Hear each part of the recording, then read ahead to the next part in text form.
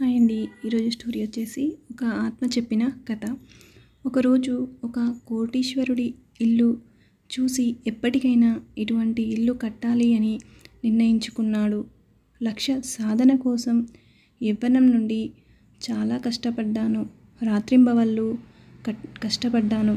అలా కష్టపడి 40 సంవత్సరాలకు కోటీశ్వరుడిని అయ్యాను. ఒక కోటి తర్వాత మరొక కోటి, ఇలా 50 సంవత్సరాల వరకు చాలా కోటీశ్వరుడిని అయ్యాను.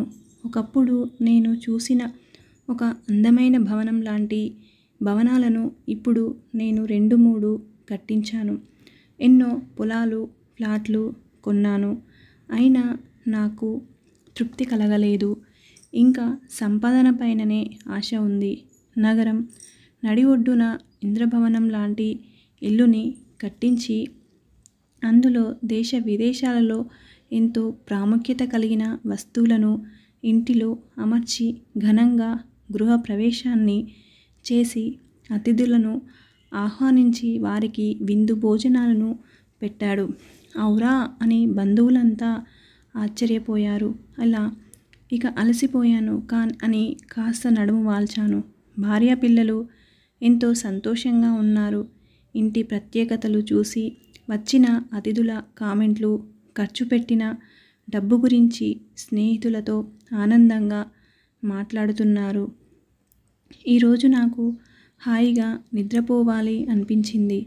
నెమ్మదిగా నా కన్ను మూతపడుతూ ఉండగా నా చెవిలో ఎవరో ఇక నేను వెళ్తున్నాను అని గుసగుసలాడినట్టు అనిపించింది. కళ్ళు తెరిచి చూస్తే ఏమీ కనబడడం లేదు.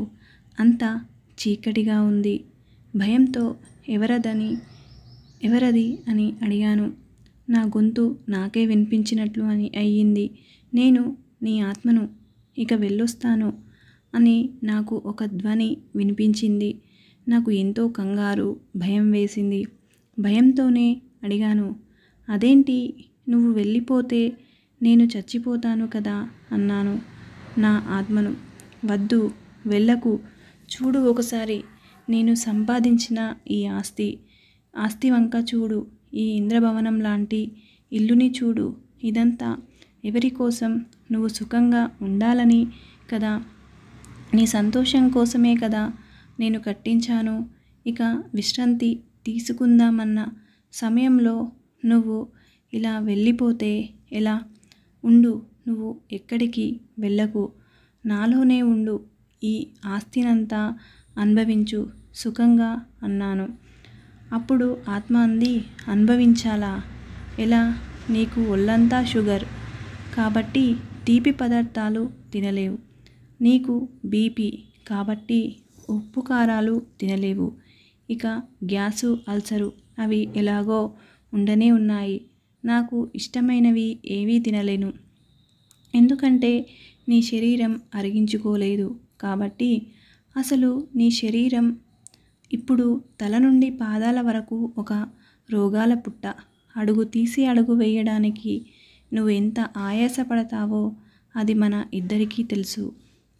అలాంటిది ఇప్పుడు నువ్వే చెప్పు, నీ శరీరంలో నేను ఎలా ఉండేది? ఎక్కడికక్కడ శీతలమైన ఇంట్లో ఎవరైనా ఉంటారా? నువ్వు కట్టించుకున్న అందమైన ఇంటిలో నాకేంటి సంబంధం? నేను ఉండేది నీ శరీరంలో. అదే నా అసలైన ఇల్లు. ఇప్పుడు నా ఇల్లుకి అంతా సమస్యలే. నాకు రక్షణ లేదు, సుఖం లేదు. అన్నింటికన్నా నీకు ముందుగా వచ్చిన అతి ముఖ్యమైన మరియు అతి పెద్ద జబ్బు డబ్బు జబ్బు. నీకు అసలు ఆ డబ్బు జబ్బు నుండి నన్ను అసలు నిద్రపోనిచ్చావా? సరిగ్గా ప్రతిక్షణం పక్కోడితో పోటీపడి నాలో అసూయ నింపావు.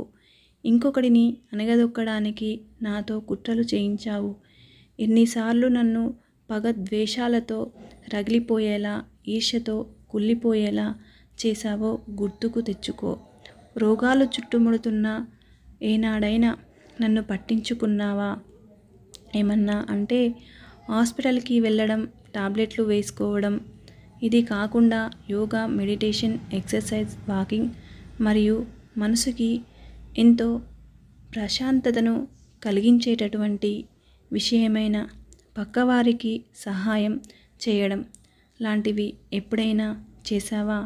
ఇక నేను విసిగిపోయాను, ఇక నేను ఉండలేను, నేను వెళ్తున్నాను, బాయ్. ఫ్రెండ్స్, ఈనాటి మనిషికి రేపటి గురించిన ఆందోళన ఎక్కువ అయ్యింది. దాంతో ఈరోజు ఈ క్షణాన్ని ఆస్వాదించలేకపోతున్నాము. మరుక్షణం ఏం జరుగుతుందో తెలియదు. మరుక్షణం ఏం జరుగుతుందో మనకు తెలియదు. మనం ఉంటామో పోతామో కూడా మనకు తెలియదు.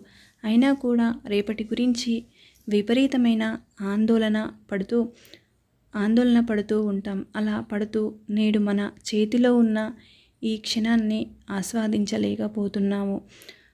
దేవుడిచ్చిన ఆరోగ్యమే మహాభాగ్యం అని మరిచిపోయి మనిషి సృష్టించిన డబ్బుని భాగ్యమని అనుకుంటున్నాము.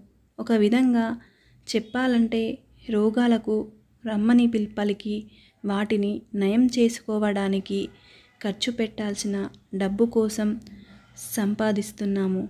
మన అవసరాలు తీర్చుకోవడానికి కష్టపడాలి, మన ఆనందానికి కష్టపడాలి, మనం ఉండే జీవితం కోసం కష్టపడాలి. అంతేగాని జీవితాంతం డబ్బు చుట్టూ పరిగెత్తి మనం పోయిన తర్వాత లేని జీవితం కోసం కష్టపడడం అర్థం ఉందా? Thank you friends. ఈ స్టోరీ మీకు నచ్చినట్లయితే లైక్ చేయండి, షేర్ చేయండి, కామెంట్ సెక్షన్లో తప్పకుండా కామెంట్ చేయండి.